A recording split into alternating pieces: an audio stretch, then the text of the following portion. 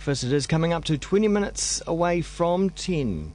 The Radio Wammo Breakfast. The Geek Show.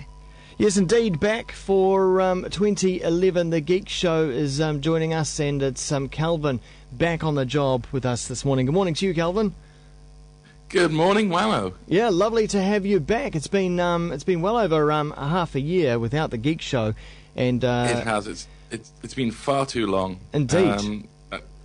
It feels like we need to fill in. It feels like we need to fill in the blanks. You know, what happened in that time? Well, for 6 months, we just got our heads down and worked on our regular business for a bit, and we've been plotting and planning what we're going to do with the Geek Show this year. We were hoping to get back just before our summer break, but we realised we'd only be back for about 2 weeks before we went off and had a little bit of a break at the summer. But no, we've got some great stuff lined up for you this year. Starting off with a nice roundup of what's been going on in the world of robots. Yeah, now there's one particular technology field that seems to be moving really fast at the moment. It's definitely robotics. So I'm quite keen to get our teeth into this. Yeah. So, well, should we launch off here? Absolutely.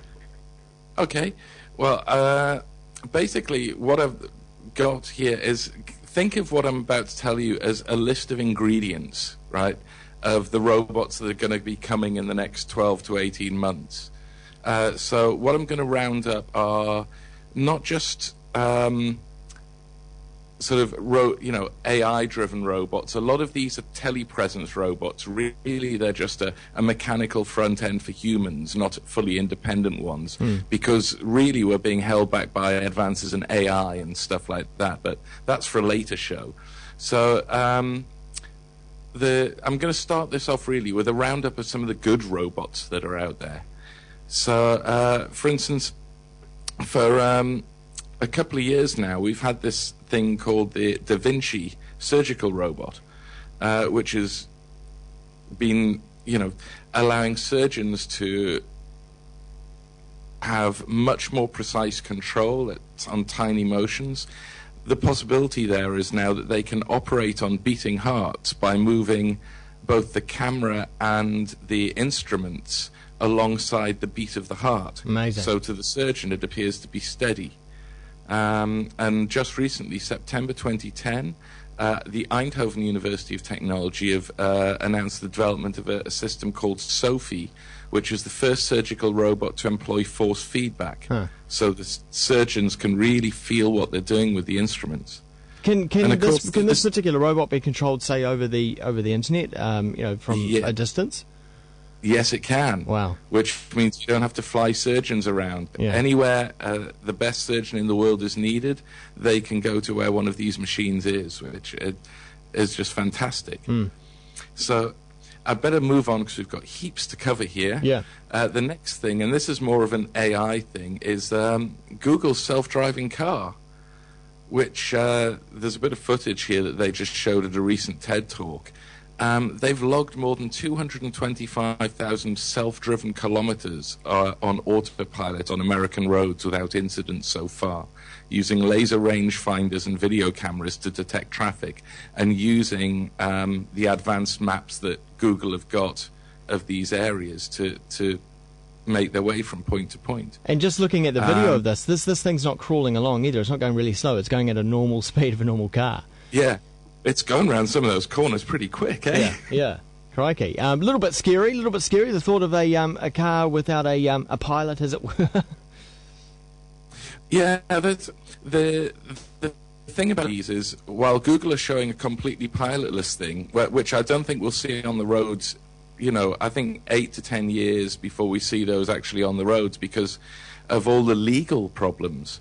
But in between there and then, I think we'll see a rise in computer assist for human drivers to the point where they're only needed for emergency decision making. Sure. Or there's machines that will step in that'll brake if they're fairly sure that you're going to run into something and things like that. Yeah. So it's a sliding scale. We'll move on to those fully automatic vehicles in the future. Cool. But it just shows where things are going already at the cutting edge.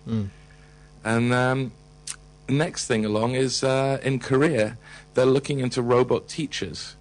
These are telepresence robots to allow teachers to move around without physically having to move around. So last December... For lazy teachers. Pardon? For lazy teachers. For lazy teachers. Well, it allows teachers to move from school to school without having to drive, for instance. Right. Much like the advantages shown with the surgical robots. So they've got 29 of them at the moment in a city called Daegu in 19 schools, but they plan on putting robots in all 8,400 kindergartens in Korea by 2013.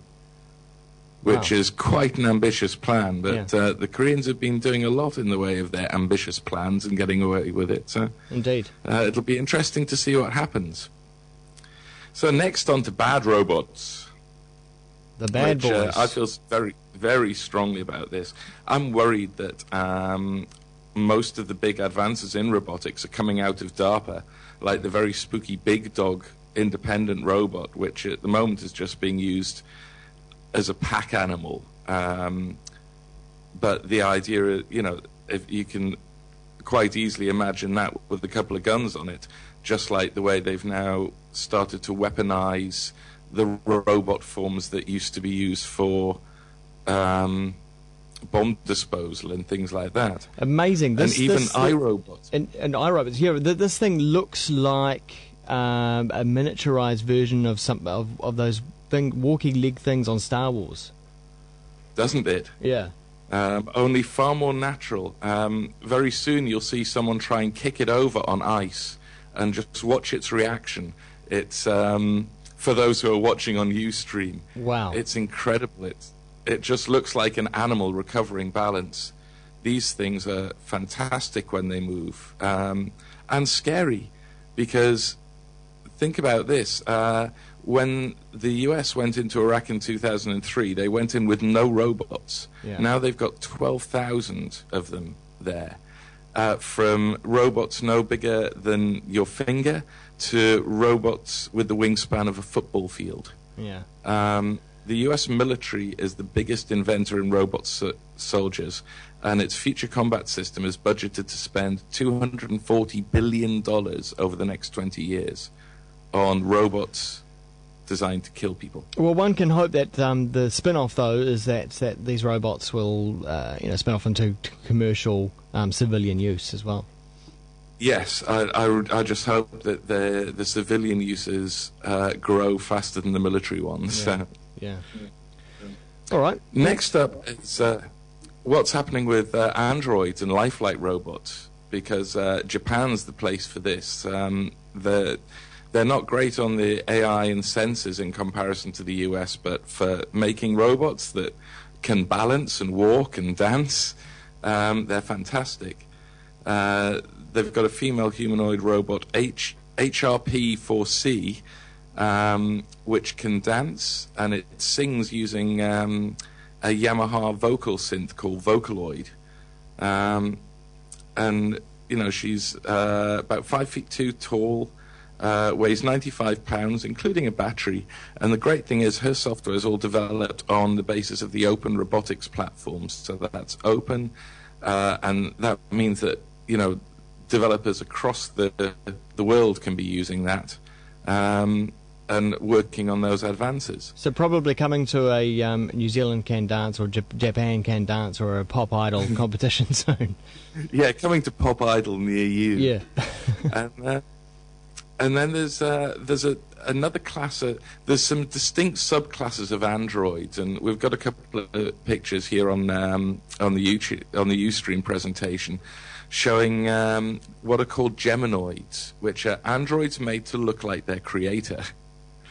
The first of these was created in 2005 by a Japanese professor Hiroshi Ishiguro, and the Tokyo-based firm Kokoro. But the one we're showing here has been Geminoid DK, made by a Denmark team led by Dr. Henrik Scharf at Aalborg University. And this thing because the beard hides the mouth, that really helps with some of the realism.